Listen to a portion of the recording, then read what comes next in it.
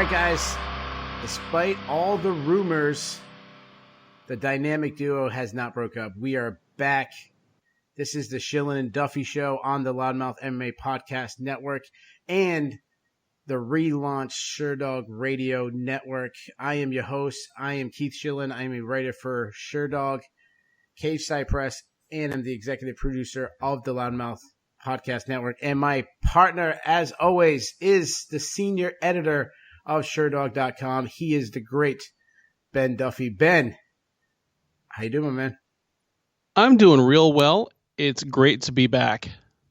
So let me ask you a question. Are you disappointed that Megan O'Leary took to Instagram and called Joseph Benavidez, her husband, the greatest man alive? Are you disappointed that Megan O'Leary does not think you're the greatest man alive? You know, I'm inclined to give her the benefit of the doubt on that one because she and I have only met one time, and I am 100% certain that she would not have been able to tell you who the fuck I was 10 seconds later. So, you know, I'm going to give that some time to develop. You know, like Joey B can hold the throne for a while. Yeah, I think it takes like 4 or 5 times you meeting her, and then she'll think you're the greatest. So, guys, we're going to recap the action of UFC Fight Island, UFC Fight Island number 2, UFC Fight Island Benavidez versus Figueiredo, or was it maybe it was the other way around? Maybe it was UFC Fight Island Figueiredo versus Benavidez. It went down in Yas Island in Abu Dhabi. It was a rematch for the flyweight title. The first time Deiveson Figueiredo won, but was unable to collect the title as he missed weight. But it went down. There was nobody in attendance, though. The great Joe Martinez told the crowd in attendance to make some noise if you are ready. I did find that funny. Let's talk about some of the good and the bad. We'll start with the bad. The bad news is ESPN Plus app was terrible. While I was watching, I missed I missed the entire Lipsky fight. I missed big chunks of the Dawson fight. I had to rewatch all these. I missed big chunks. I missed the entire Joe Duffy fight. There was one other fight. Montel Jackson fight I missed big parts in. Hermanson fight I had to go back. So luckily for the main event, I did catch it all. That was the bad. But the good is the event started at 5 p.m. on the East Coast, ended at 10:30 on the East Coast. Why can't we have this happen every single week? But it was amazing. Yeah. It was 9:30 Central Time for me. I didn't know what the hell to do with myself. Like it felt like having the night off. It literally was almost like having half the night off. Because normally when a card ends at midnight my time, 12:30, you've got a few mandatory things you need to do to wrap up, and you're shot. You've been sitting in your chair, putting out serious mental effort for what's basically an entire work shift. And yeah, you're just burnt out. I loved it. Give me more of that. So let's get right into the action. The main event, we had Joseph Benavidez versus Deiveson Figueiredo. This was a rematch. They both were battling for the vacant UFC flyweight title, one that was left vacant when Henry Cejudo, who was the last champion to hold the belt, moved up to bantamweight after winning the also bantamweight title. He vanquished that title, eventually vanquished the bantamweight title too, as he is retired, but somehow not retired as he's calling for fights with everybody. Joseph Benavidez had a record-setting night, but not in a good sense.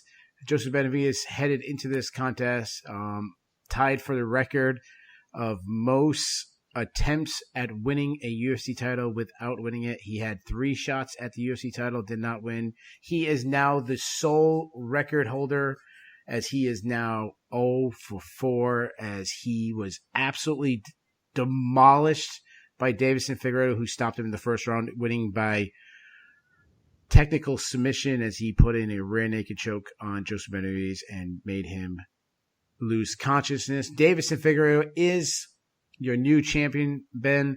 I'm sure that is not who the UFC wanted to win. I'm sure they wanted Joseph Benavidez to have this Cinderella story.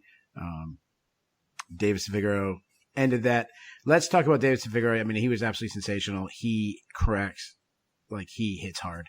I mean, that's pretty obvious. But let me ask you this question. Do you think this fight was more about the accuracy and power of Deiveson Figueiredo as he dropped Joseph Benavidez 3 times in the open round before locking in the submission? Or do you think this reflects more on Joseph Benavidez, whose chin is probably gone, and even more important, probably his reaction speed? A lot of times people will say the chin, and I'll say no, like that punch that he used to slip, now he's not slipping. Do you think this win says more about Figueiredo, or do you think this, that he's this killer at flyweight, or do you think this says more about Joseph Benavidez as he's probably, if I don't want to say shot fighter, but pretty much on his way out? It is a little of column A, a little of column B. Figueiredo absolutely can crack. He is one of the hardest hitters we've ever seen at 125, like right up there. I would say in the top 2 or 3 that we've ever seen as far as just raw punching power at flyweight. Benavidez, he's only 35 years old, but he is in the flyweight division. It is the division that depends the most on fast twitch reflexes. He has always embraced the style, which when you're tiny, even by flyweight standards, it's not like he embraced it by choice. This is what he had to do. But he's always embraced a style that exposes him to risk to be able to get his licks in. I mean, he has to hop in and dart in against bigger guys. He has to go through the fire and kind of march through no man's land to land his offense. For the longest time, he was able to do it. He was an offensive machine for kind of the first portion of his UFC career. He moved away from that very stereotypical team alpha male style that he had in the WEC, and he became a fantastic striker that just made the best use of what tools he did have.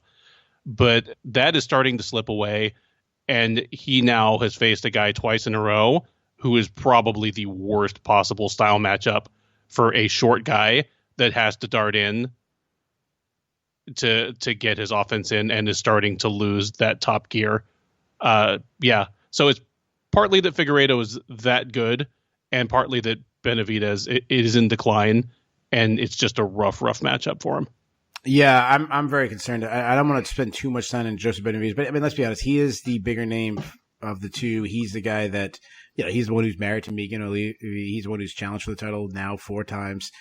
He's the guy that's been in the UFC a long time. He's the guy I think generally most people, outside of Brazil was probably rooting for because, he's a good guy, and it's always nice to see a guy at the end of his career get that title and kind of cement his legacy. There's a lot to unwrap what you said. You said he's only 35 years old. It's not heavyweight. This is flyweight. This is like you mentioned. This is only. So he's actually turning 36 in 2 weeks.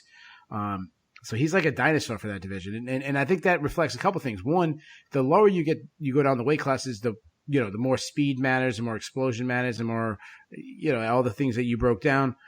But also what happens a lot at flyweight is the high level guys don't really stick around because either you lose a little bit of speed and then you're no longer high level, or because that's the lowest weight class, it's the hardest one to make weight. Usually they move on. They bulk up, they get up to 135 and they move on.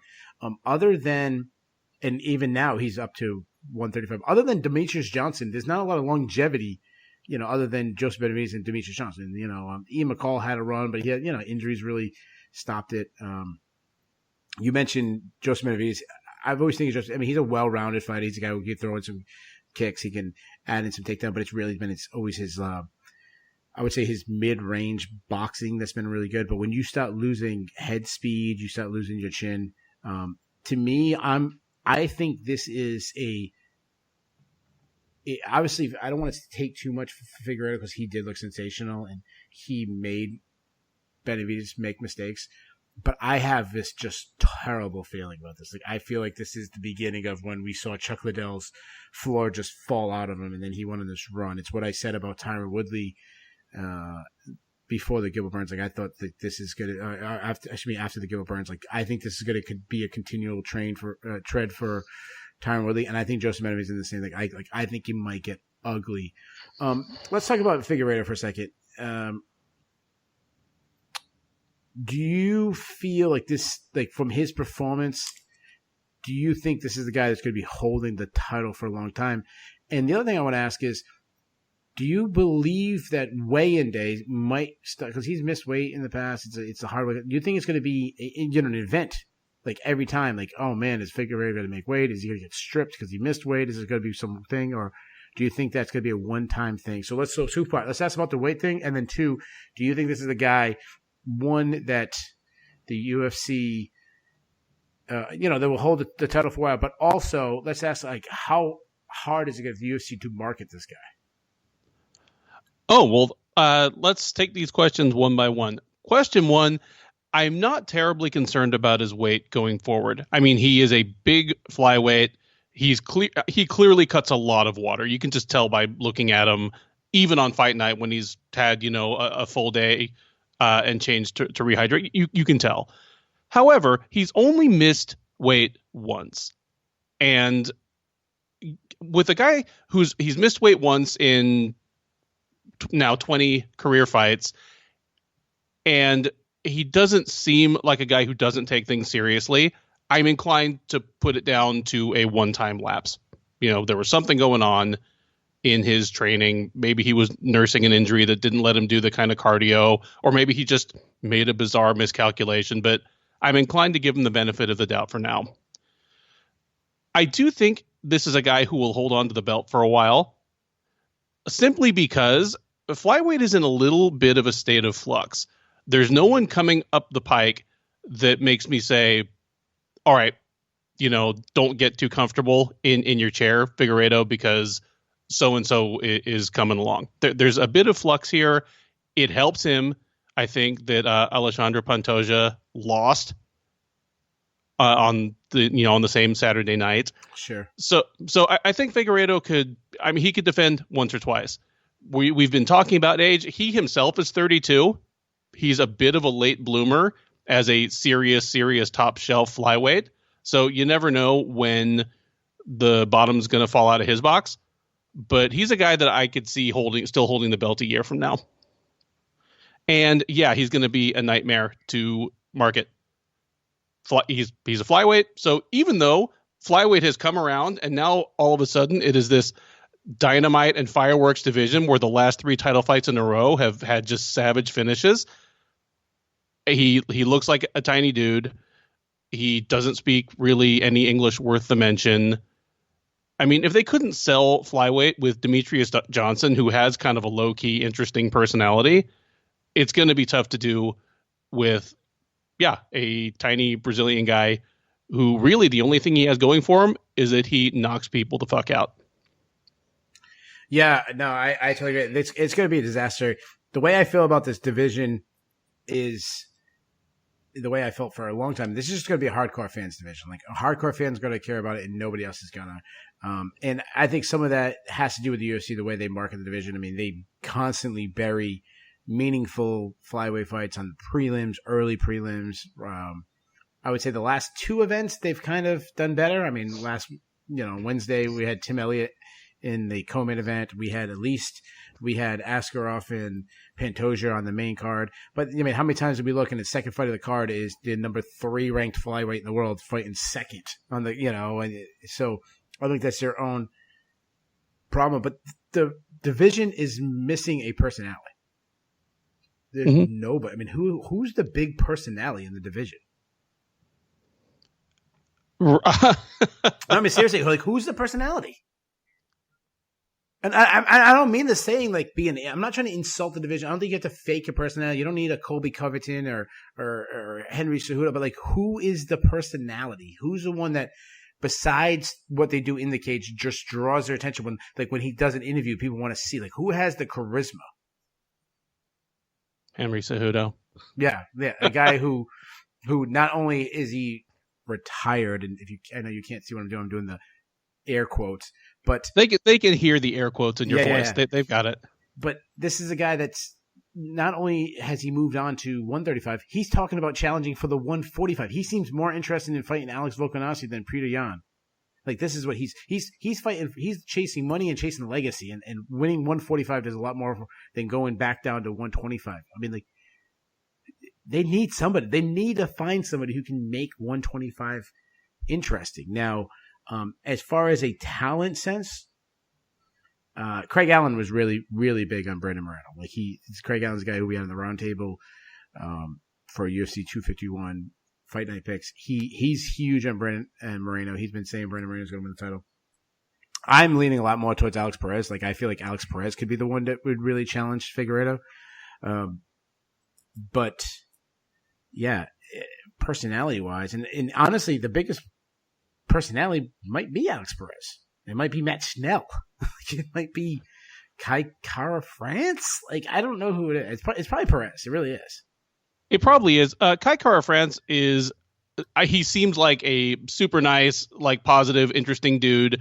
We, had some exclusives with him before he was even in the UFC, thanks to Jacob Debbitz, our Australian correspondent. Perez has some stuff going for him. He's not annoying. He is a native English speaker, which, that helps. I have nothing against fighters from any part of the world, but we are trying to sell pay-per-views to America. It helps if you speak English. Yeah, no, that's true. Let's talk about one thing that we forgot to mention during Figueiredo. Figueiredo almost didn't even get this fight. It was broke earlier last week that David Figueiredo tested positive for COVID-19. There were talks that he was going to be replaced by Pantoja and that this fight wasn't going to happen. Luckily for him, it came back a false positive. He had to pass several tests. He didn't even know until a couple days before that the fight would, I think it was maybe Sunday, like a week, a Sunday or Monday. Sunday or Monday is when he actually got cleared. So, crazy situation to be in, having to beat a guy twice, but there is no controversy this time. He is definitely the top flyweight in the world. One thing I want to point out, Joseph Benavidez, incredible heart to fight off the first 2 or 3 rear naked shows. They all look tough and painful. So let's talk about this for a second. Let's talk about Joseph Benavidez's legacy. I think it's safe to say that neither one of us is thinking he's going to turn this around. He's going to win the title. I'm correct. This is it. He's 0 for 4. If he got another shot and won a title between now and retirement, it would be a bigger Cinderella story than Michael Bisping. Yeah, no, I actually agree with that.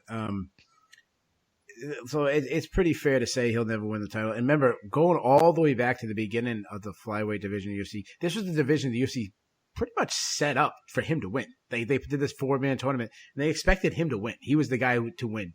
And Demetrius Johnson, he was a guy at the time that could make 125. That's why Demetrius Johnson was in the tournament. Yeah.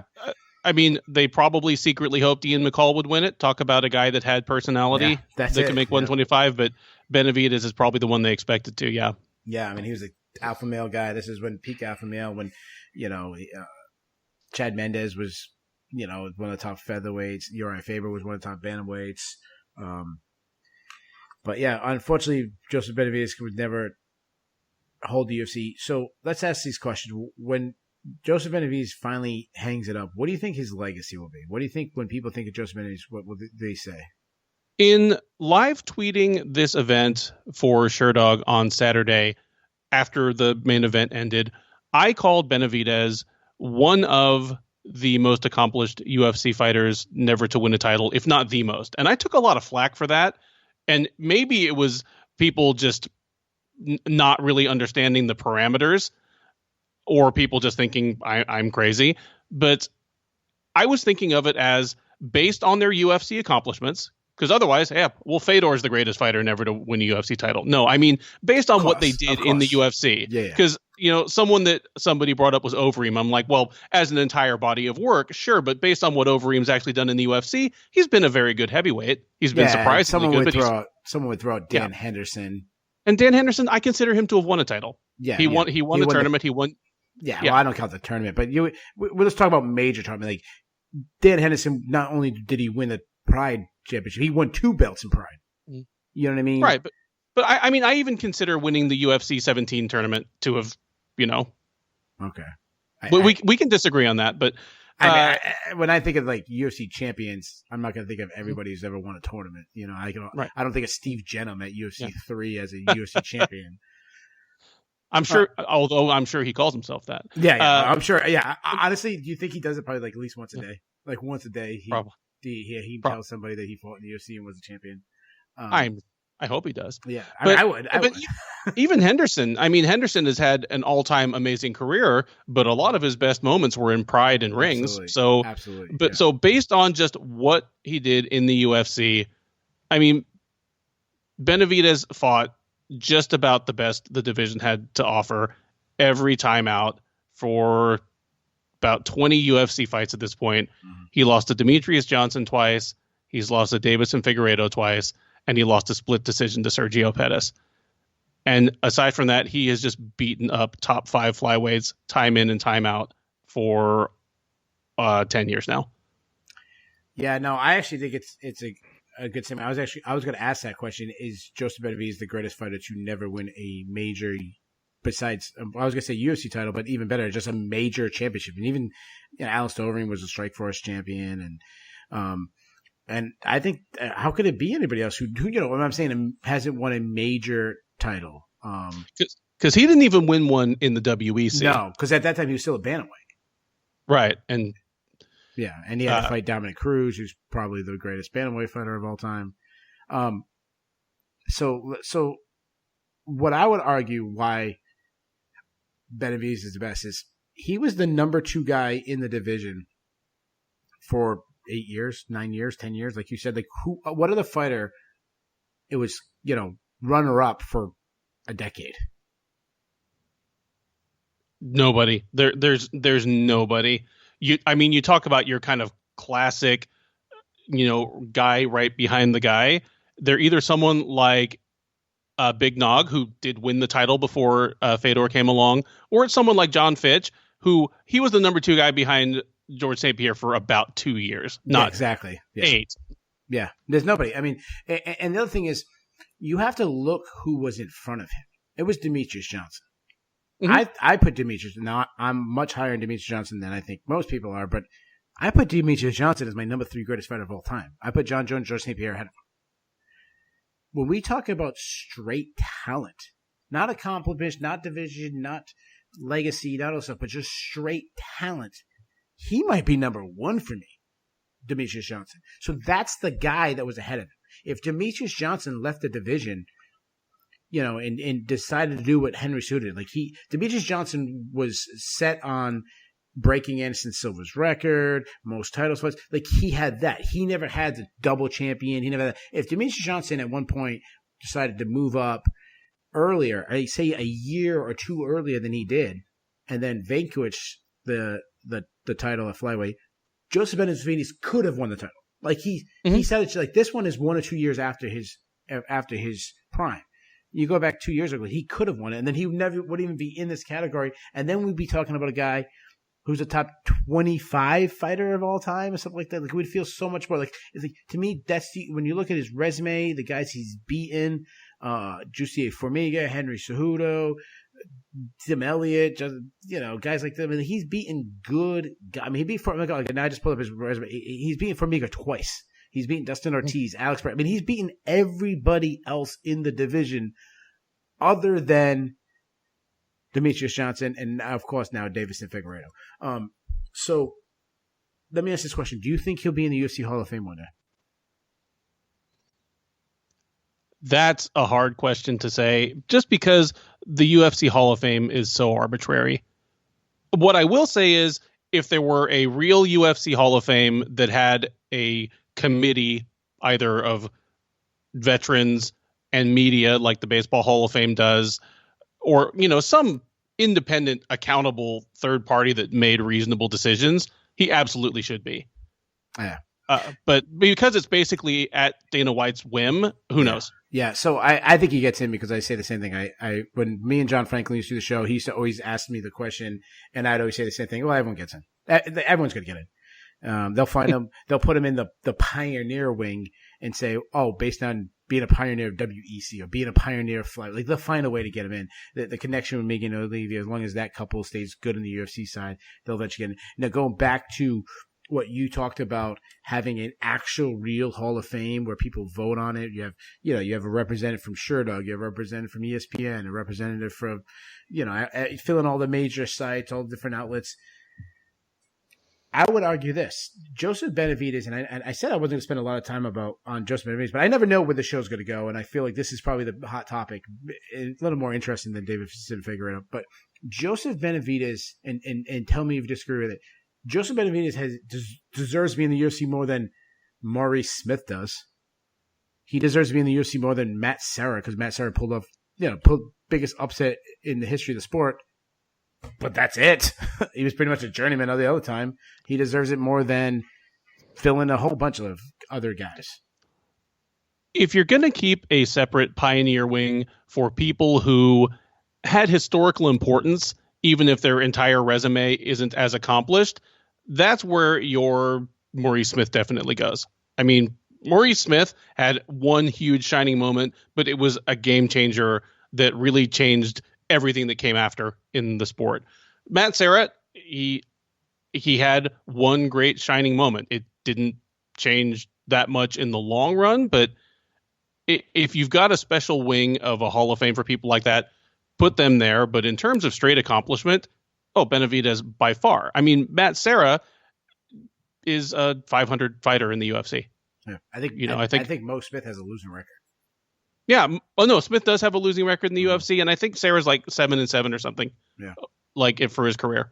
Yeah, I remember I was having this discussion, and I don't want to bash a fellow loudmouther, but Marcel Doff he was big on the Kevin Randleman needs to be in the UFC Hall of Fame, and I was like, really? Like, what did he really do? Like, if you go back to his time, he's kind of considered a disappointment. He was going to be an all-time great. I mean, you're talking about a two-time NCAA national champion, a guy that was really close to being a four-time NCAA national champion. You're talking about a guy who, like, he won 2 national championships. He lost in the finals his freshman year, and then his senior year, he flunked off. He was that close to being a 4-time. He came in the UFC, and I thought he beat Bastian, but I don't know why I'm going on this route, but the whole point is, like, Joseph Benavidez has done a lot more and he's a much, much better fighter than Kevin Randleman was. Yes. But Kevin Randleman didn't have Mark Coleman crying on stage. I mean, Joseph Benavidez didn't have Mark Coleman crying on stage saying he should get it. Nope, that's pretty much it. All right, now, I'm sure someone's going to tweet at me, call me a dick for saying stuff like that, but and I didn't mean to go after poor Kevin Randleman. But yeah, Joseph Benavidez, I don't know. I one of those guys you kind of wish you'd have this storybook ending, but it didn't happen. Let's talk about the co-main event, a fight that I think most people were pretty 50-50 on. Like, I don't know anybody who was picking this fight and feeling pretty confident either way. But we had a very decisive win as Jack Hermansson submits Kelvin Gastelum in the very first round. I believe, was it a heel hook he got him in? I should have had this up. Yeah, it was a heel hook in the end. Yeah. Yeah. Like he shifted, adjusted a few times, but it ended up being called a heel hook. Yeah. So, first of all, a lot of people could have, they said heel hook. Jack Hermansson, there's a lot of people, I'd say about 50% of the fans, give or take, was taking Jack Hermansson, 50% was taking Kelvin Gastelum. I don't think anybody was predicting Jack Hermansson to submit Kelvin Gastelum in the first round. I mean, say what you want about Kelvin Gastelum, finishing him that quickly is quite an accomplishment. What did you think? The fight was a 1 minute and 18 seconds, not a lot to take away. Can you take anything away from this fight? That was just a massive mental lapse on the part of Kelvin Gastelum, because that is a kind of situation you see in many fights where, there's a takedown that's failed or a scramble that's ending. One guy disengages, the other guy kind of is holding onto his leg, and everybody in the arena is just like, all right, yeah, we know what's going to happen. He's going to pull his leg 1, 2, 3 times. He's going to pop out and they're going to be standing again. And that's kind of how Gastelum approached it. He was just like, okay, yeah, you've had your fun. Let go of my leg and let's go back to boxing.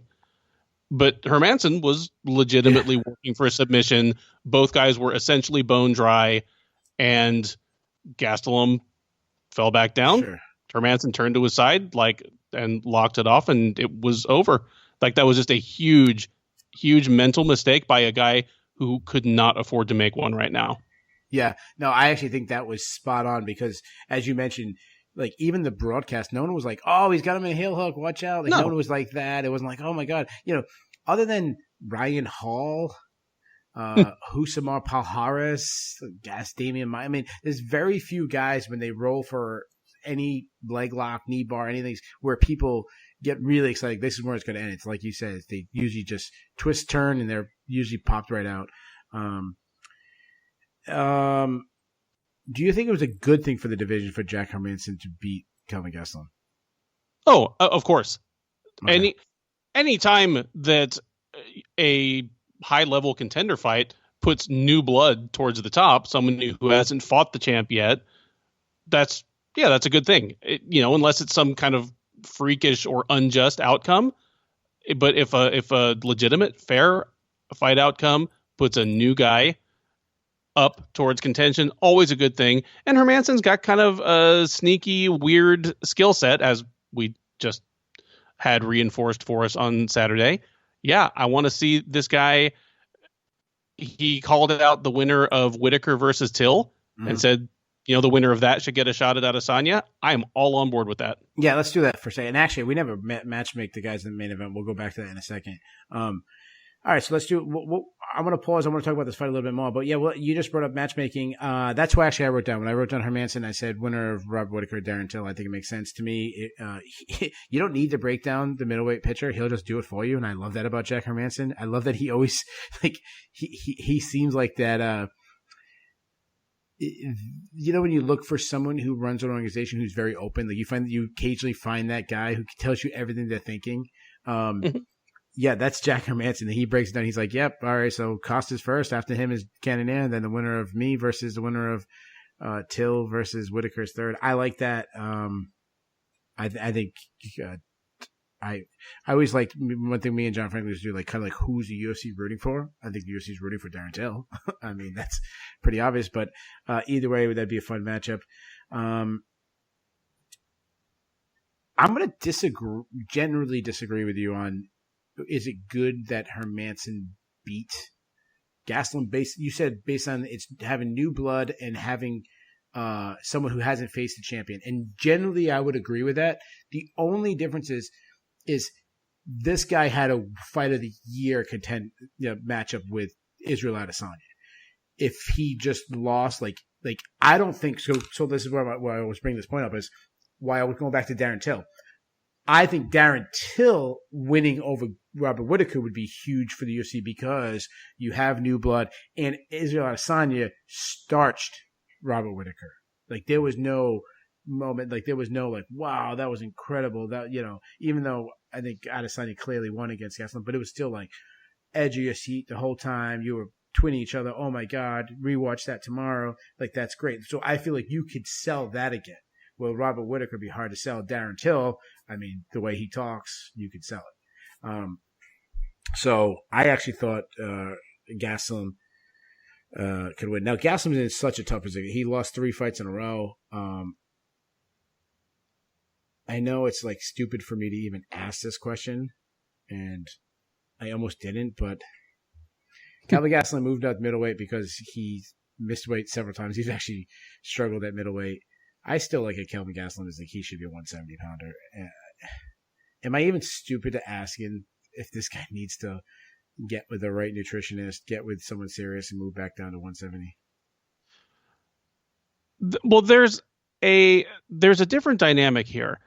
Robert Whitaker chose to move up to middleweight.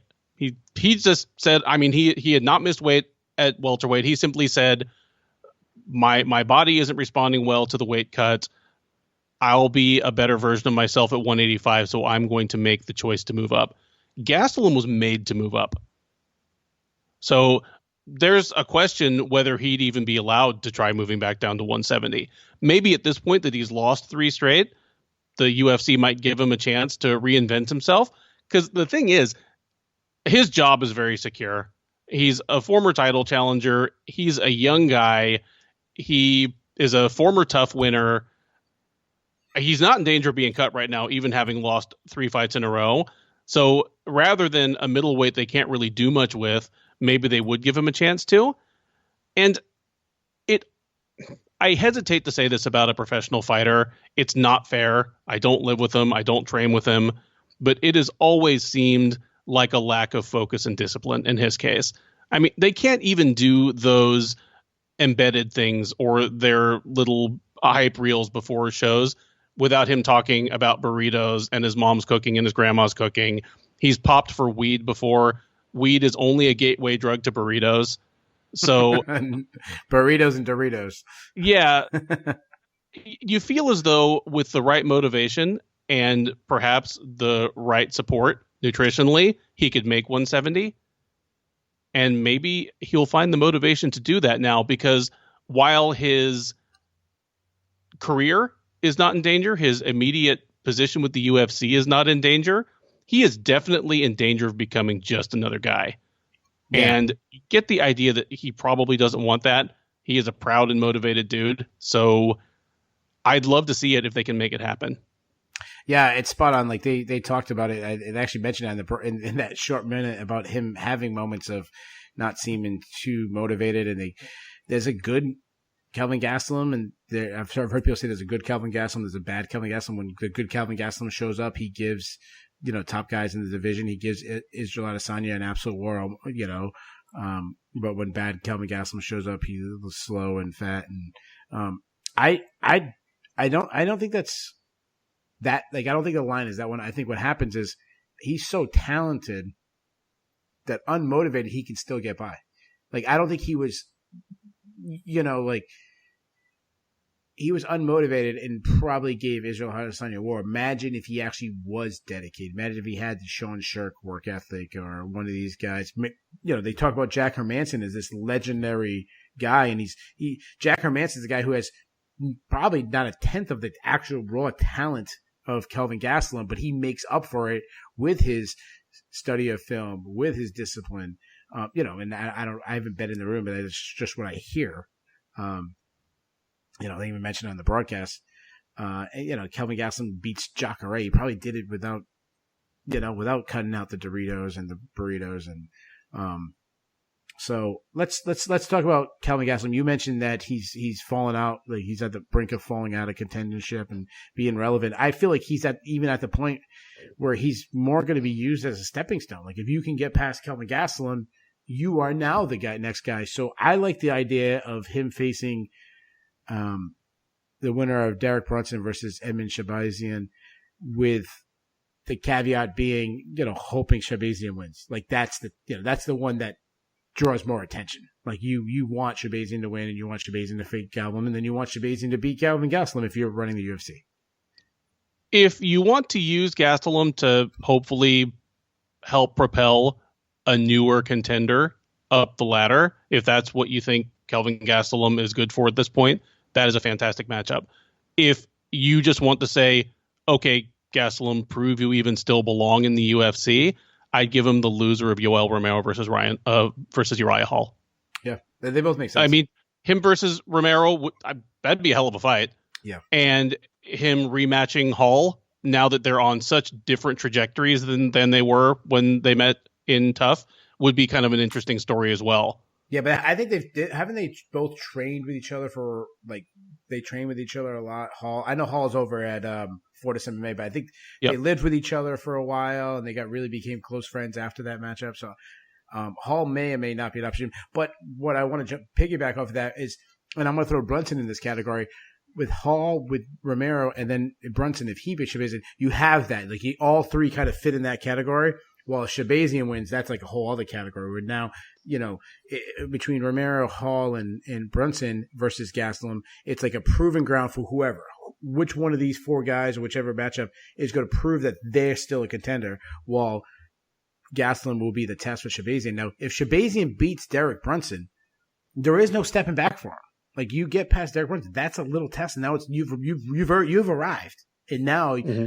Like, that's why I think Gastelum makes sense, because it's like, if you're thinking about it like stairs, one stair above Derek Brunson is Kelvin Gastelum. Before I forget, because I apologize for doing this out of order. Let's go back to the main event for a second. I'll let you go first. We both said there's not. I saw a lot of people talking about this day. There's no one really stood out. There's I saw three names kind of thrown out as first for Davidson Figueiredo. The three names I've been seeing is Brandon Moreno, Alex Perez, and then Askar Askarov, who also fought and won on this card. of those three, or you could pick someone outside. You can think outside the box. You're the UFC matchmaker. You have total control. Who are you putting against Deiveson Figueiredo? Well, if I'm the UFC matchmaker, first thing I'm doing is I'm kicking my clipboard across the room because Pantoja laid such an egg on Saturday, because that would have been the most obvious matchup to make. And if you're being cynical, that allows you to get one of these like dull Brazilian guys out of the picture for a minute.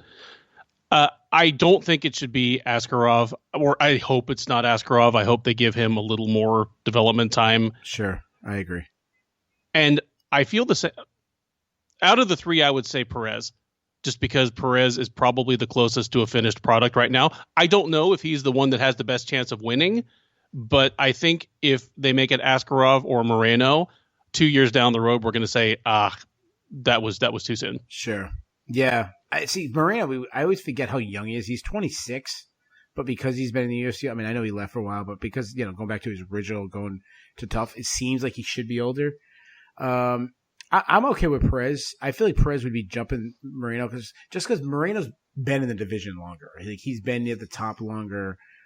He probably still has I don't know. It's probably pretty close to who has the better wins. I would probably go with Moreno. But yeah, nothing's going to jump out. And no matter what matchup you have, you could do Figueiredo versus whichever.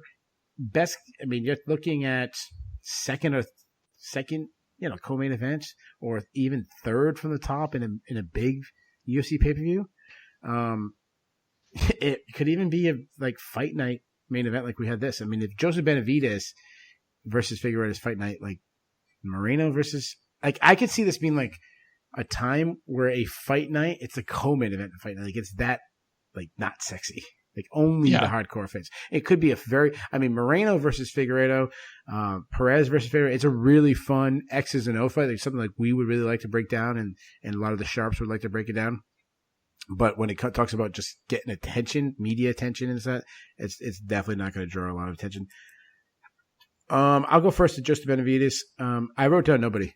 I really like to see him retire. Like, I really like, his wife's kind of did one of those, gave him a really nice tribute. It just seems like time to retire. Like, I don't want to see the floor fall out of him, which I feel like it's there. I don't want to see him getting knocked out by guys that shouldn't be knocking out Joseph Benavidez. I really want to see Joseph Benavidez retire. Do you have anybody that you would like to see Joseph Benavidez fight next? I would love it if Benavidez retired. Even if he had won, it would have been a great note to step out on. But he seems pretty adamant that he's not going to retire. He today, made a pretty lengthy statement that says, "I'm not going out like that. I'm not going out on a note like that." So they can't match him against just some schmo. He might still be the second or third best guy at flyweight for all we know. All we know is that he can't beat Deiveson Figueiredo. That's all we know about him.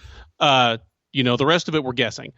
So they can't just give him some schlub. They probably don't want to match him against one of the three guys that we just mentioned, because one, what if he wins? Yeah, exactly.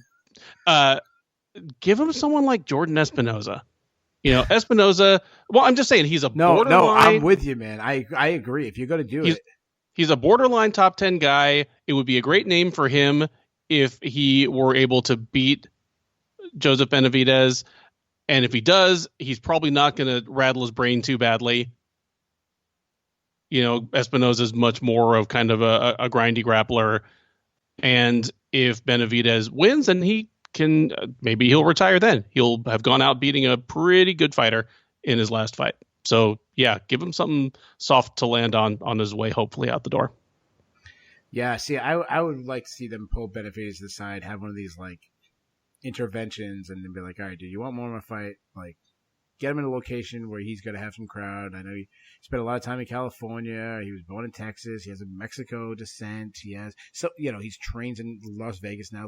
Get him somewhere where this is where you want your last fight to be. And I say give him a bum. I shouldn't say bum. I don't want to say that. But, get him a guy that Joseph Benavidez should be a favorite against, like a Jordan Espinoza, like a Tyson Nam, something like that.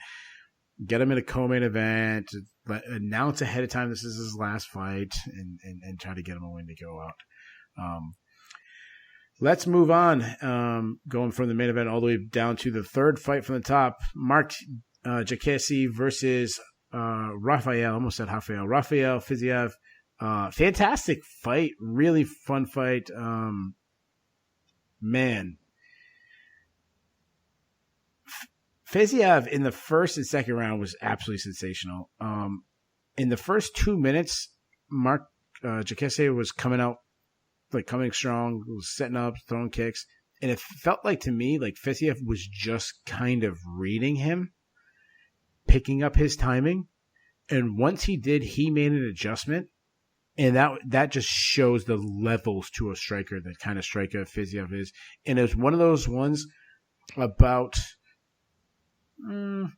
20 seconds into him, or maybe the first kick he threw back, I said, why did I pick Mark Jacassi to win? Like, it was one of those right away, like... Same. Like, it was instantly, like, his first kick he threw to the body, I was like, oh, this is, like, going to turn into a whitewashing after this. And, yeah, I just bought some hype for a little bit for a second. Yeah, to me, this was a really good eye-opening fight for a Fiziev. One of those ones you're like, wow, this guy could be something in the division. Did you get the same feeling? Like, not just this is a good stylistic matchup against Jacassi, or like he's a bad stylistic matchup for a lot of people. I was dead wrong about this one. I'm in the same boat as you. I picked Jacassi in this one in the Sherdog staff pick'em. I knew Fiziev was a good striker. Obviously, he's a Muay Thai coach at Phuket Top Team. Like, if you're teaching Muay Thai in Thailand, you're obviously a very well schooled striker. But Jacassi, he's a very good kickboxer himself. He is a big, imposing, powerful lightweight. I thought he'd have enough, but you're right. I had the, oh God, there's levels to this feeling about halfway through the first round. And from there on, the only real suspense was over whether Fiziev was going to get the knockout or not. And if he got the knockout, it was going to be one of those nasty ones where it's just been set up by all the low kicks he's been doing, by all the body work he's been investing in, that when he finally goes for the kill shot upstairs, just, he's basically knocking down an already condemned building. So I was dead wrong about this one, and I'm okay with that. That's how I learn. Yeah. Yeah, Fiziev is one of the guys, like, I was watching, I was like, oh man, he's going to win this fight. And then I started asking the question, like, well, am I overreacting? Is he really a contender, or is it just Jacassi's not that good? And then when I saw Jacassi's turnaround in the third round and like how he started like having moments, I go, oh no, Jacassi's pretty good. Like, Fiziev is a contender. Like, he's that good. One thing that they kept freaking out of, and I saw Sports Center tweeted the way he avoided the kicks from Jacassi, the high kicks from Jacassi. They had this like where he leans all the way back and does this like matrix thing, and everyone's going crazy about it, and it's a lot of fun. But he's got to stop doing that, because what's going to happen is guy's going to throw a second high kick right afterwards, and it's going to knock him out. Like, it's going to be like, oh, here, you matrix that. Here comes the second one. Or follow up with a low kick and just put him on his ass. Yeah, just do the Douglas Lima on MVP thing. Yeah. Or follow with a takedown, like you're leaning back. Oh yeah, follow with a kick down. I'm going to follow. Like, it's good. It looks good, but that's not going to work in the long run. And it's interesting that you mentioned the takedown, because that was, and forgive me if I'm getting ahead of us here, but a lot of people on Twitter after the fight, or I mean, even halfway through the fight, were like, what's the ceiling on this guy? Because it was such a revelation how badly he was outclassing Jacassi. And my thing is, he's a lightweight. Kind of like when you're at the amusement park and around the big roller coasters, there's a sign outside that says, you must be this tall to ride. Outside the lightweight top 10, there's a sign that says you must be able to wrestle at least this well to enter. Yeah. And so I'm hard pass on calling him a future top 10 guy until I see him fight somebody who really wants to take him down. But I want to see it now. Yeah, no, yeah. I mean, his on the feet though, if he does develop takedowns, I mean, who knows? I mean, he could have an Adesanya type takedown defense. But the power of his kicks, the way he throws combos, the way he targets the body. He is, if you like striking, he is definitely a fun guy to watch. And even though he it was pretty decisive, unanimous decision. A lot of people scored 30-27. Some people gave Jacasey the last round. I think Jacasey had a good showing too. Like, even though it was decisively lost, like he didn't quit. There was other ones he was, considered he quit. He lost to some guys he shouldn't have lost to early in his career. Not a bad showing for him. Let's move on. Let's talk about a really, really good showing. Ariane Lipski, a girl that came in with a lot of hype, didn't start off her UFC career too well, but now she's on a 2-fight winning streak. She got a knee bar submission in the first round over Luana Carolina. She dropped her with a punch. A scramble ensued. She actually got this like weird scramble where looked like she was going to go for a calf slicer, change it to a knee bar. Carolina screamed out in some serious pain. It looked very painful. She got a submission. I'm still very worried. Like, there was good moments where Lipski gets a knockdown, but if you knock someone down and get your back taken shortly after, like, other fighters are going to make you pay for that. So I'm still pumping the brakes. The brakes were pumped for me, and I did not take the car out of park based on what I saw on Saturday. It was a lot of fun. That was a situation that you don't see very often in high-level mixed martial arts, but that's kind of the point. I wasn't too impressed by either of them. I still don't even know if Ariane Lipski is really UFC material in possibly the UFC's thinnest division other than heavyweight. Yeah. This was a fun finish, but it did not inspire confidence for all the reasons you said. And she, ended up handling someone on the ground who has just an even worse ground game than her own. So fun fight, but I'm not buying back in on Ariane Lipski. Yeah, me too. We just talked about the last fight between Fiziev and Jacasey. Like, is he a contender or is this person not that good? And we both said, no, like, Fiziev looks like a contender. Like, you brought up, the wrestling aspect, which obviously is going to be, you're always going to hear about him. But generally you seem like you're pretty happy in the future projections for him. I take the opposite stand with Lipski. I feel the same. Like, no, I don't think she's a contender. I just think Carolina's really bad. Speaking of contenders, I thought it was a really fun fight between Alexandra Pantoja versus Askar Askarov. So, man, Pantoja was like sensational in the first round. Like, even though Askarov was going for takedowns and Pantoja was making him pay. Like, some of the back takes, like, he had one back take in the very end of the first round that was so slick.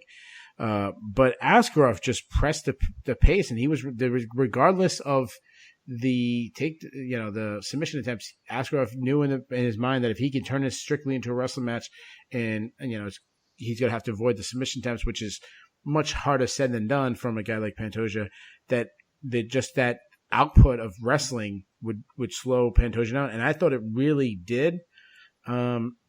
I like Askarov as a prospect. This is definitely the best win of his career. I was very surprised on how big of an underdog. Like, he was, I don't know what the line was, but like, heading into this fight, I was like, no, like, Askarov's really good. Like, this should be a pick'em fight, and I can't check what the line was. But Askarov was a underdog. I actually picked Askarov to win. But there was some moments of Askarov that I didn't like. Like, in the first round, when he was on top, he kept trying to pass Pantoja. And when he was trying to pass the guard, that's when Pantoja was able to either escape to get back up to his feet or set up a scramble and take his back. And, like, I don't like that. To me, like, he needs more experience. Like you mentioned, you said you don't want to see Askarov fight Figueiredo yet. Like, that's too soon. Like, I saw that when he was in the guard looking to pass and not realize, like to me, he's a guy that, like, this is what I do. I take you down and I pass your guard. Like, he goes in and practice, take you down, pass your guard, practice your guard. And there was moments where I felt like he should just sit in his guard. Like, he's going to throw up takedown. He's going to throw up submission attempts, but punish him, but still control on top. When you're wrestling and your thing is you're probably not going to submit him. You don't have the power. You're not going to knock him out. You need to win rounds. Well, then take top control and win rounds. So that's what I feel like is missing from Askarov's fight. What did you think of the overall of this fight? Impressive performance for Askarov. He clearly had, aside from that tactical glitch that you described, the general game plan I thought worked well. He definitely wore Pantoja out over the course of the fight. Pantoja was the more tired guy towards the end. I was surprised. Askarov seemed physically small compared to Pantoja, even though they're billed at the same height and weight. And I thought Pantoja did well in the first round, escaping, forcing scrambles, getting the better of scrambles, just by kind of being a bigger, stronger, more fluid athlete of a guy. But fatigue makes mice out of men. And by the end of the fight, Askarov was the one rolling downhill. That's right. Pantoja, he should thank his lucky stars that the main event went off without a hitch, because I think Joseph Benavidez would have destroyed him. Really? Yep. Wow. I'm not sure about that. That one, I don't know. Like, when I saw Joseph Benavidez, I'm not feeling too confident, but I would say this. Joseph Benavidez would have had a lot better chance, especially if he could have handled an early flurry from Pantoja. Let me say this about Askarov. One thing that disturbed me is, you're absolutely right. Like, the pace was really getting to Pantoja, and he really drew him out in the second round. We're heading into the third round. Askarov had all the momentum. He won the second round. It's 1-1. And then I felt like he let off the gas a little bit and like didn't press the action at there. Now he got tired himself, but he still seemed like Pantoja looked like he was riding on empty, and Askarov was saving some gas in the reserves. And I'm like, man, you're slowing down the pace. And there was like a minute left, and I'm like, yeah, Askarov's winning this round, but you left enough where if he gets a flurry right now, gets a takedown, takes you back real quick, and just rides you out, he's going to win the fight. Like, why aren't you pressing the action? He was throwing single punches, no combinations. So back to Askarov, like when we talked about the three contenders being Moreno, Perez, and Askarov. To me, it's like Moreno, Perez, and Askarov's like distant third. Mm-hmm. But the potential, I mean, this guy's 27, I think. This is only his third fight. Like the ceiling is very high for Askarov, but yeah, he's far from a finished product. But let me just say this. On Wednesday, we had Tim Elliott versus who was it? Chris Benoit. Yep. Ryan Benoit. Sorry, I have a friend. Who's Chris Benoit? The wrestler who passed away, Chris Benoit. Oh, the one who killed all his family. The wrestler who passed away. That's the classic one. Yeah, I knew. I wanted to name Chris. I'm not even a wrestling guy. Yeah, I'm like, why is that Chris? Yeah, I was like, I almost said I have a friend named Chris. No, I have a friend named Andy Benoit. That's what I was gonna say is, I felt like if you're gonna put a flyweight title in the flyweight matchup in the co-main event, this should have been the co-main event on Wednesday. This match, like, why is this one on like leading into the prelims? Like, this one means a lot more for the division than the Tim Elliott fight. Like, Elliott and Benoit both had sub 500 records in the UFC going into the fight. I don't know if that's the first time there's been a co-main event between two people with losing records in the UFC, but I wouldn't be surprised. Yeah, like, I don't want to bash the UFC too much because, putting a flyweight title in the co-main, I'm happy with that. Just pick the right one. Like, this is the one you should have put in. I mean, we were talking about Tim Elliott almost getting cut last time after his fight against Breno Royval. Anyways, guys, that was the main card. Let's move on to the prelims. We'll buzz through these. In the headlining fight of the prelims, we had, and this is going to hurt me, Khadiz Ibragimov versus Roman Dolidze. Dolidze knocked him out. He threw a high kick, but instead of the foot landing or the shin landing, it was actually his knee. So it ended up turning into a high knee, and finished off with a ground and pound. What was disturbing is when he got the knockout. I don't know if you remember this. Ibrahimov was like lying unconscious, like, you know, not like completely out, but like, you know, in that rock phase, and then Delice wins, and then like nobody attends to Ibrahimov. He just kind of like lays there like unconscious and for like a while too. Lays there unconscious and very unconscious. He was very knocked out. They could have stopped that right after the knee landed. Yeah. I don't know. I mean, to me, Ibrahimov is a, you know, low level UFC fighter. You know, not a guy that many people are getting excited about, but always good to bring in new talent. This was a, you know, matchup in the 205 pound division. The UFC desperately needs new bodies in that division. So, Delice is undefeated. There's a lot of sharps. I don't really know that much about him. There's a lot of guys who are very excited about him. So, nice win. Nice win. He had not fought in over 18 months because he was signed to the UFC and he blew a USADA out of competition test before he ever debuted. Oh, nice. And got a year suspension. So it's a little concerning anytime you see a 30-year-old guy who's fairly yoked and has pissed hot before even his first UFC fight. But if he can stay off the juice, it does not take many wins in the UFC light heavyweight division to get you a shot at gold, especially right now. No. Before that, we had Grant Dawson absolutely trash Nad Narimani in a fight where I just talked about Askarov being a big underdog and feeling like, wow, that line should be a lot closer. I kind of felt that way about Nad Narimani. I wasn't picking Nad Narimani. I was picking Grant Dawson, but I was saying like, wow, like he shouldn't be like almost a 3-1 underdog. I thought that fight was to be closer. Boy, was I wrong. Grant Dawson went to town. He was landing leg kicks. He was throwing them, shooting takedowns from distance, cardio. And to surprise, Grant Dawson's now 4-0 in the UFC. It's like, to me, it's like the quietest like 4-0 run in the UFC. And is it maybe it might be 3-0 with the Contender Series win? Is it? No, it's 4-0 plus the Contender Series. So really, under the UFC banner, he's 5-0. Am I wrong? Is this like the quietest 5-0 run in like the start of UFC career? It's quiet, but it is deservedly quiet. Yeah, he's beat some low level guys. I beat Derek Minner, who was in his debut. He beat Julian Erosa, who, I mean, sure, now he might stick in the UFC, but he'd already been dropped before. Trezano was a decent win. I like that they're bringing Dawson along with appropriate tests. Developing young prospects from the ground up is one of the few things that I think Bellator does better than the UFC. And they're treating Dawson the way Bellator would treat a 7-0 or, a 10-0, 11-0 young prospect. So I like it. Yeah.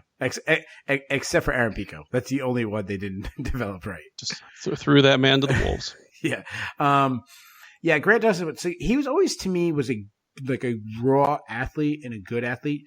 But to me in this fight, the thing, I always try to like one or two notes I want to talk about. The thing that stood out to me, I wrote down, is skills has caught up to his athleticism. Like, he, to me, I saw skills in this fight, not just being the better athlete. Like, I remember him going against Derek Minner and like didn't look great against Minner. He had moments where he was struggling against Derek Minner. I seen a couple of people, like my fellow media member Derek Bowe was kind of going crazy with Grant Dawson, and I was like, yeah, he looked fantastic, but it has, like you mentioned, quiet because he's faced some, bottom of the barrel. I mean, when your best win, who's your best win?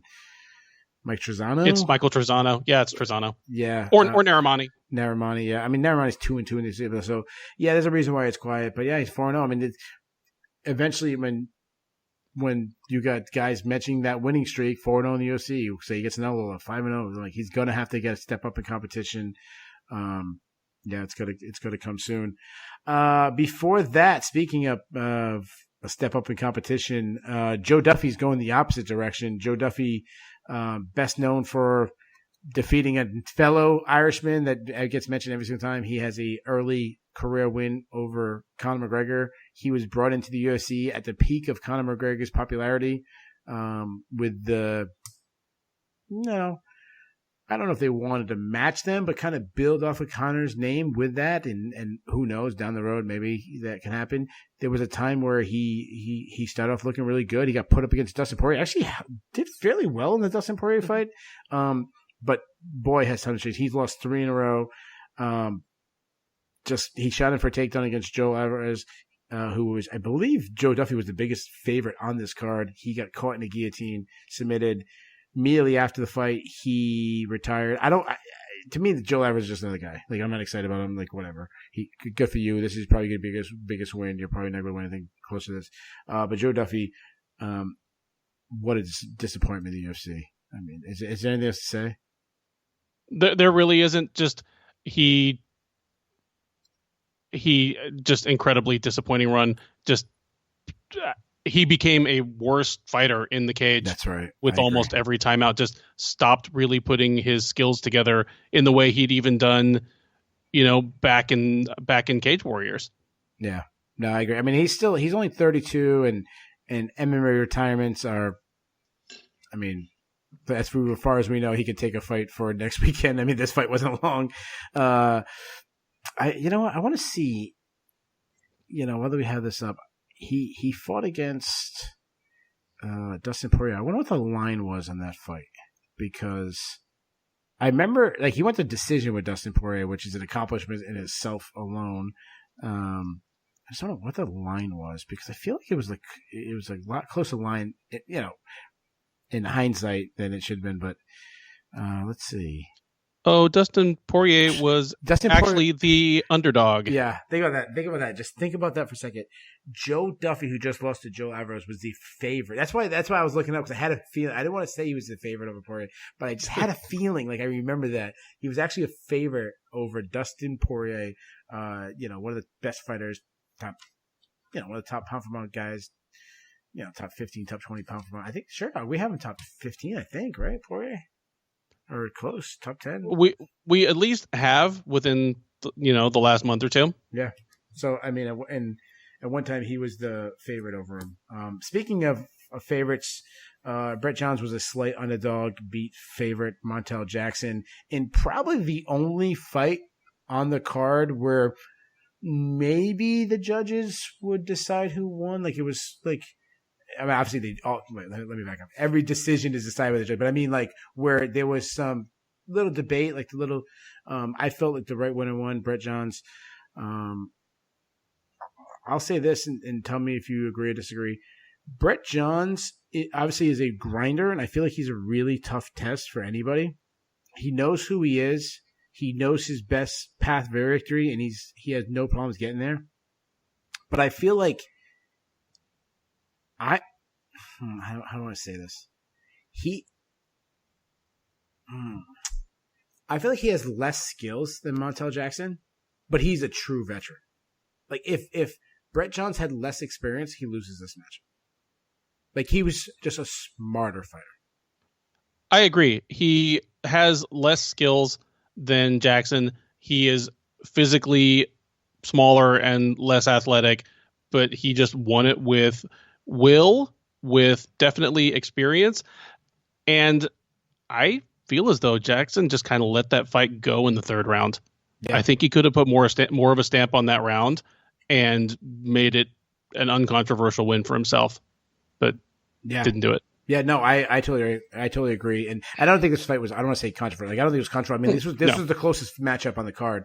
And it wasn't even that close. Like, I thought it was pretty clear, 2-for-1.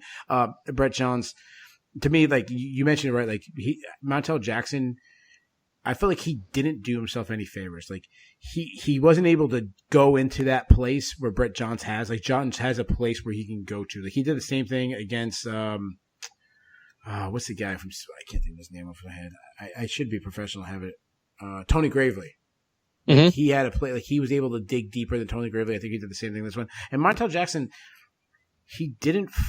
Like, when I just talked about, like, how smart of a fighter Brett Johns is, I feel like Montel Jackson's the opposite. Like, he didn't have a good play. He should have been using lateral movement. He should have been trying to play an out game, either an out game where he's moving and jabbing, or he's the one initiating the clinches where he's using his length and his knees and his power and the constant they talk about his big hands. Like anytime there was a clinch, it should have been something he was initiating. And to the opposite, he was fighting along the cage where Brett Johns wanted to get and giving him opportunities by not laterally moving, kind of standing flat, trying to work from distance, but staying flat. I felt like he was giving Johns the opportunities he needed. Anything else you got in this fight? Really, no. You said it, and you can make the argument that Jackson really allowed Johns to do the things that were his only path to victory. Yeah. Yep, he knew what he needed to win, and he did it.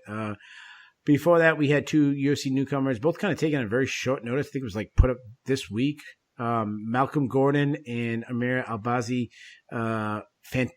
I mean, I think both are good additions to the UFC flyweight division. Just pulling the pure, we need numbers. But Albazi looked fantastic. He was like piecing him up on the feet. When he decided, like, okay, I've showed what I got on the feet, I'm going to take it to the ground. He got a takedown, ground and pound of, was controlling, eventually moved him out. When Gordon scrambled, locked in submission, to me, it was like a flawless victory for Albazi.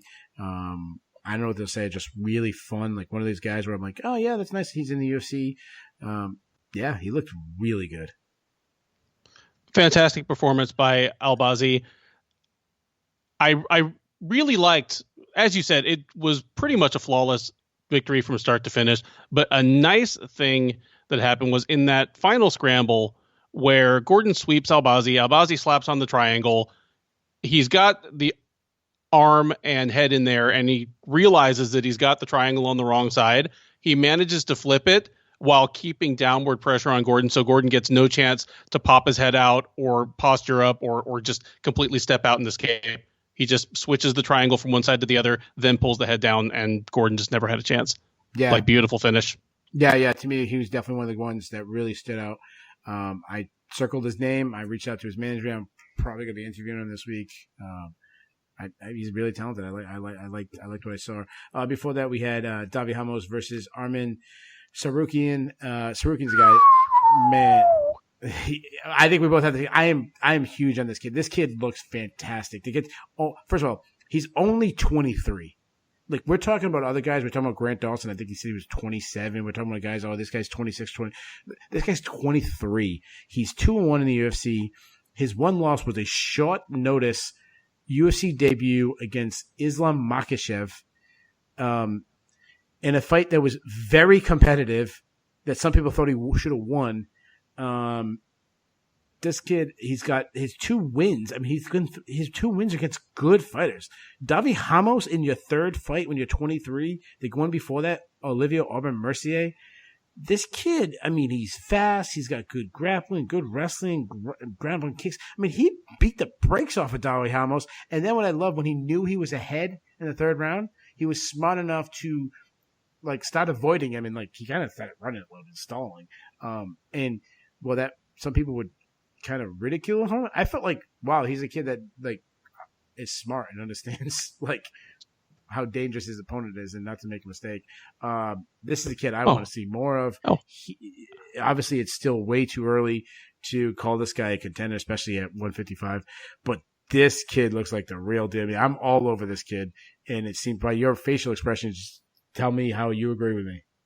I completely agree with you, and I feel exactly what you're putting out there as far as his performance in the third round. He definitely played it more cautious, but he played it more cautiously, yet still did enough to win the round in the mind of all 3 Sherdog official scorers, in my mind, and in the mind of at least 2 of the cage side judges. Yeah. So it's not as though he just hopped on his bicycle entirely.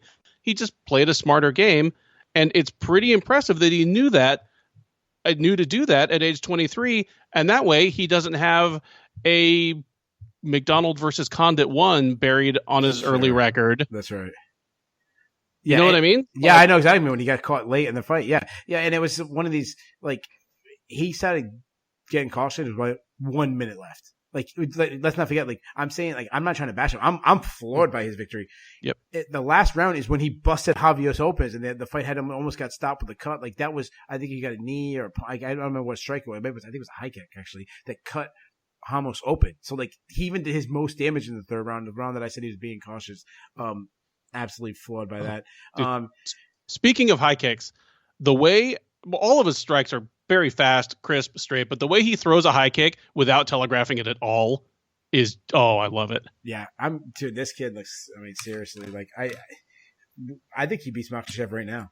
Like they rematch, I'm taking him. Like maybe I might be living in the moment, but this kid looks fantastic. And before that, the opening fight, a heavyweight fight. It's not often heavyweights open up the card, but we had Sergey Spivak versus Carlos Felipe. Spivak picked up unanimous decision. They almost started fighting again after the fight, which was really weird. But to what actually happened in the 15 minutes of action, Spivak to me, he's just a better fighter. He was a cleaner boxer, better wrestler, has more high level experience, just better right now. These guys are really young.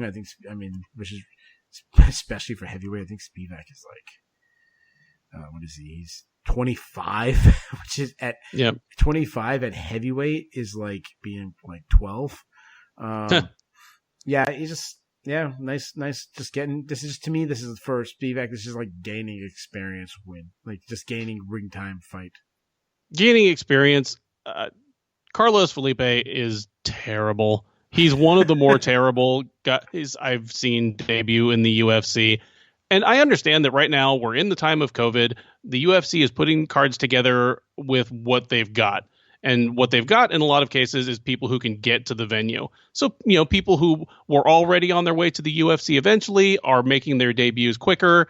People who were not UFC material at all are getting the chance. I think Carlos Felipe falls in that second category. He was just miserable. Like, he just looked like shit. He hadn't fought in like 2 years. He'd had a boxing match in between. He has a positive drug test in his past as well. Yeah. Like, I just didn't see anything from him that makes me want to see him in the UFC again, but I know that's a different segment. Yeah, no, he's a guy that he's just in this position because of being a heavyweight. Before we get to the Bulls and the Bears, the cut list, let's talk about the bonuses, the official UFC bonuses. The fight of the night was the fight that I actually agree with this one, Rafael Fiziev versus Mark DeCasey. It was a really fun stand-up affair. The performance bonuses, of course, goes to Davidson Figueiredo, and Ariane Lipsky picked up performance bonus. Would you rather do Bulls and the Bears, or would you rather do the cut list first? Oh, let's do the cut list. All right, let's get to the negative. Cut list, just to remind guys, it's not trying to be super negative, though. That's just me being nice. It is very negative.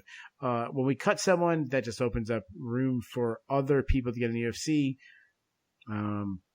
The way we do the cut list, we will nominate a fighter if we both agree that person should be cut.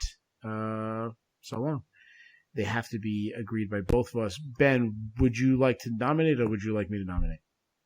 I've got a couple of nominations. All right, let's go. Number 1, Kadis Ibragimov. He is 0-3 in the UFC. He's not looked terribly inspiring in any of these, any of the three. I mean, he was finished definitively in 2 of them, and then in the other, Ed Herman is a tough as nails guy. But when Ed Herman is stepping up to 205, and he's making you look kind of slow and uncoordinated, that's not a good sign. He's only 25. He can go back and fight in Russia and kind of get some more seasoning, but he is not UFC material right now. Yeah, and you lose to Ed Herman in 2019, you're not UFC material. I agree. See, Mr. Ibragimov. You got anybody else? Yeah, I could stand to see Carlos Felipe go back to Brazil and become a better fighter. Yeah, I agree. Yeah, normally I would say heavyweight's so shallow, but yeah, he just for his own career, it'd be better to get some wins, He's been the guy like he should come and train with a really good team. Like I feel like he'd be perfect to go to like AKA and just be another body for DC or go to a place where or go with Curtis Blades and Alistair Overeem, like go in that room, they train with each other and just be a body for those guys and learn. Yeah, all right. Anybody else? Nope, that's it for me. Yeah, no, he retired himself, but I would have threw Joe Duffy out there. 0-3 in a row, but he looks like he's doing it for me. Yeah. Bulls versus Bears. Let's do the Bulls first. If you guys are not familiar with Bulls versus Bears, Bulls and Bears is a stock market reference. When stocks are rising, that is a bull market. It's basically when a bull attacks, he attacks with his horns up. And the bear market is when things are crashing, going down. Bears attack with their head down. That's why it's a bear market. But we do it almost like hockey style, 3, 2, 1. We can pick as high as 3. We don't have to pick all 3. My number 3 bull, I'm going to go with just the submissions. Submissions is something that we've seen declining in MMA, not tonight, or not in this event.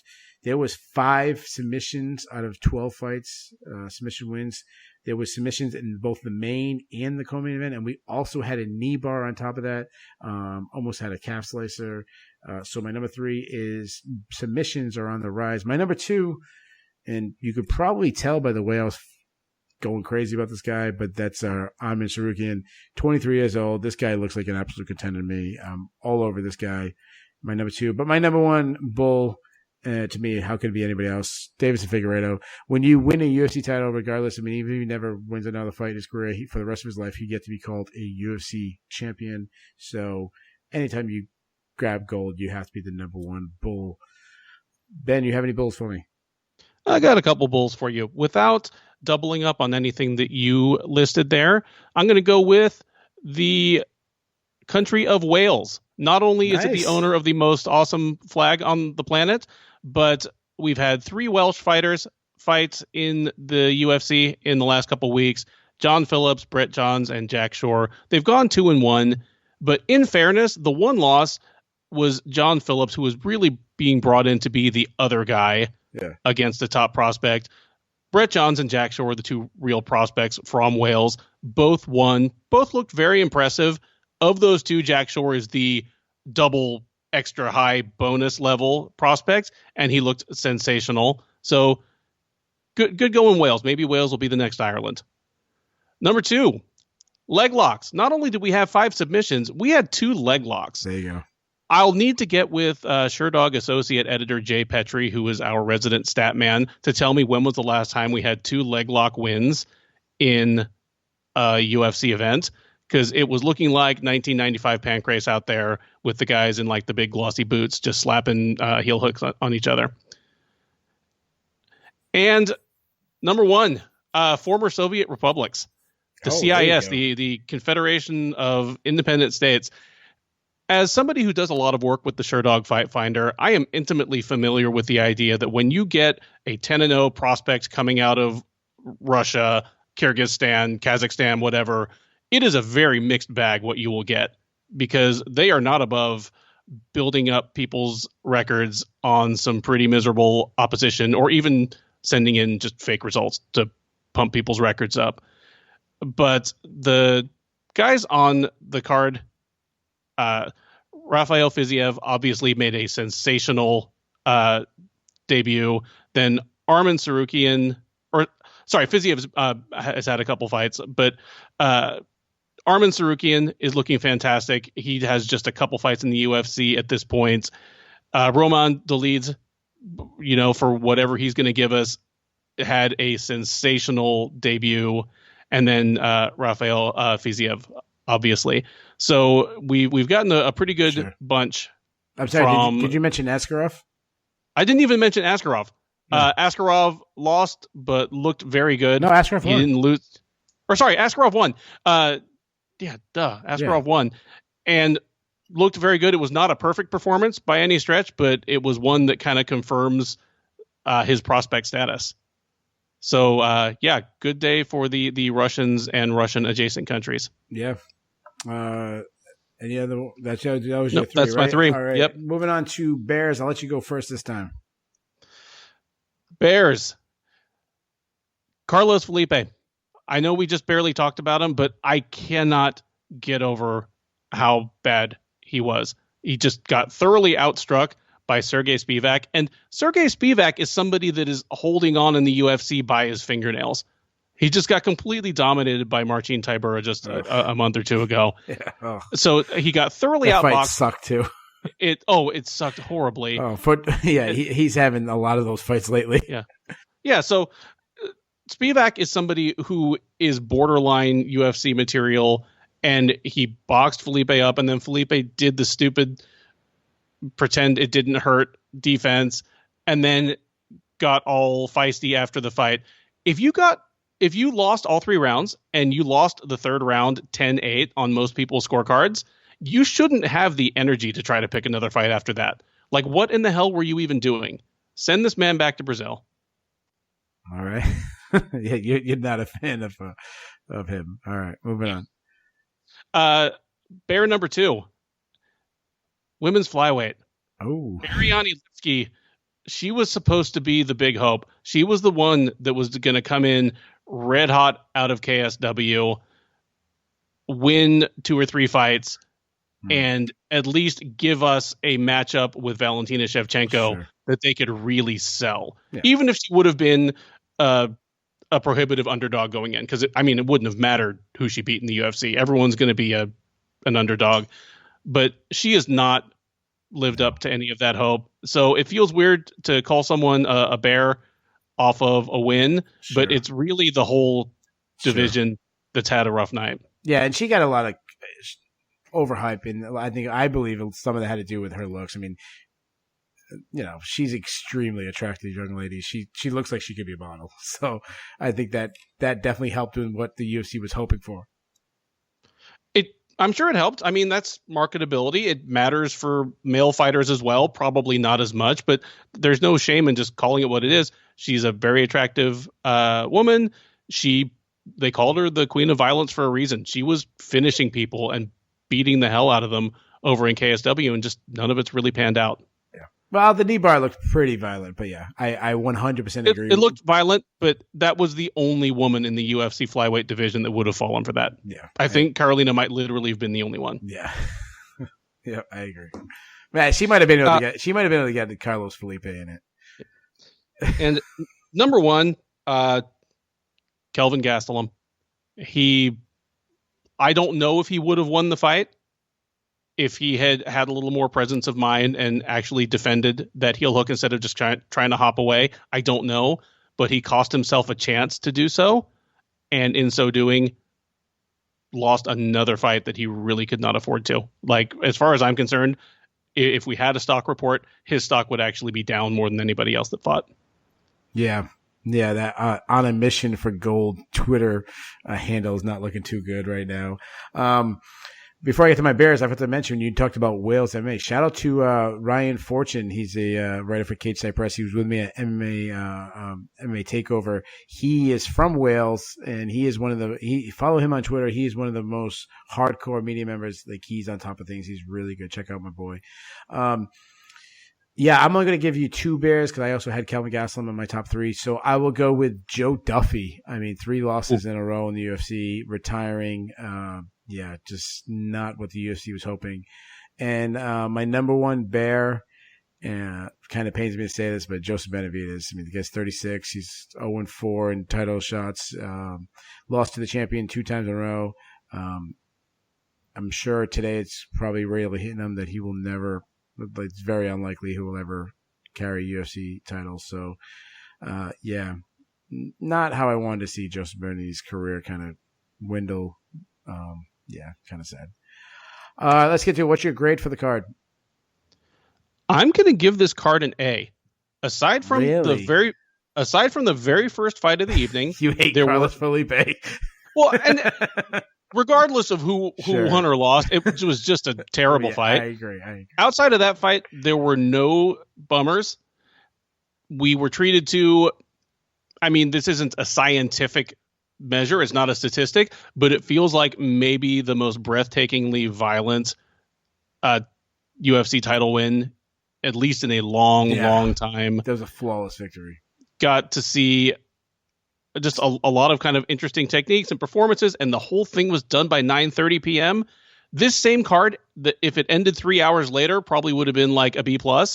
But yeah, anytime I can get this much violence in and, have dinner and a drink with my wife, that's a win. That gets you a higher score. Yeah, no, I 100% agree. When you talked about, you made a good point when you talked about just the pure violence and just the one-sided nature. it is. I mean, it'll be brought in that conversation. Like people bring up like, oh, what is one of the most one-sided affairs, or just like, people bring up like Conor McGregor knocking out Jose Aldo, and there's a little fluke to that, like one punch, little fluke. But there's like this other championship ones that there's no fluke to it. Conor McGregor starching Eddie Alvarez, Anderson Silva's destruction of Rich Franklin, like this one fits into that category. Where there's no, I mean, Amanda Nunes, Ronda Rousey, like whatever, or if you want to just talk about like titles, winning your title, I mean, this one's up there. I'm going to go with a B. The only reason I'm going to go with a B, and I definitely would say that ending time boosted it up for me. The only reason why I'm going to go with a B instead of an A, and I understand your logic between an A, is it didn't have a barn burner fight. The best fight was Fiziev versus DeCasey. Really fun fight, but it's not like an all-time great, not like a fight of the year candidate. That's the only thing I felt like this card was missing, so I'm going to give it just a B because of that. There you guys have it. We have loaded them. Like MMA's back, guys. Like we are, we waited months for MMA back. We have tons of stuff. We have a new show coming on the network. I'm not sure what it's going to be called, but it's basically Marcel Dorff, who was doing the breakdown with Max Freeman. He's got two new guys. I don't want to spoil who they are. I'll let them announce that, but they're going to be breaking down. They'll be doing the next UFC card to be covering it all. But me and Ben, we're going to be doing a lot more stuff, a lot more roundtables. I'm going to try my best. Bellator is returning this week. I usually do a write-up for previews for Bellator. Being that I'm doing so much with the network, a lot of my content is going to be going over to podcasts. I'm going to try my best to do a Bellator preview on this network where I give all my preview and predictions for that. I already started doing tape studies, so I think I'll get it done. Ben, I'm going to put you on the spot because we're probably not going to talk between then. Robert Whittaker, Darren Till, who wins? I can't pick objectively. I'm going to pick Robert Whittaker every time he fights until he dies. Okay. I'm going to give you on the spot. Cover all the fights. Alexander Gustafsson's return to the UFC is this week, but he's moving up in weight, going up to heavyweight, taking on former heavyweight champion Fabricio Verdum. Who do you got? Give me Verdum in that one. Really? As spent as he seems, I'm not going to believe in Gustafsson at heavyweight until I see it. No, as of right now, as we speak, Verdum's a pretty big underdog. He's plus 280. So, and the fight that I know you're most excited about, the trilogy fight between Shogun. No, I'm not going to make you pick that one. No. I will give. I might be doing some kind of thing with the breakdown, so I'm not going to give you my prediction. But guys, we'll be back. We'll be recapping that one. Bunch of stuff on the network coming out this week, so we're really excited. The network is really both the Loudmouth MMA Podcast Network and the Show Dog. We're kind of all the wheels are spinning. We'll be back next time. See you guys then. Bye.